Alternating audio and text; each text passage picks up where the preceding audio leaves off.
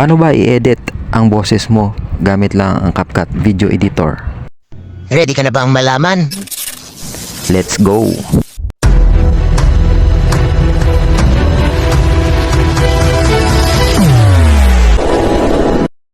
Siyempre, punta tayo sa CapCut. Add new project and pumili ka ng video na gusto mong i-voice over.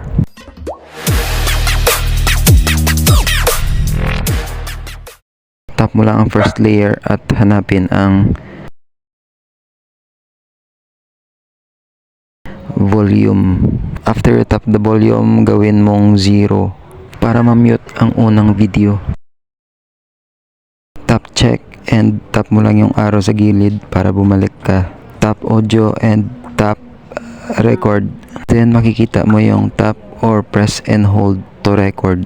Done record, tap the voice effect. Makikita mo dyan ang basic, funny, scent, retro, and speech to song. Syempre, funny good vibes tayo. Piliin natin yung trending voice effect na si Trickster.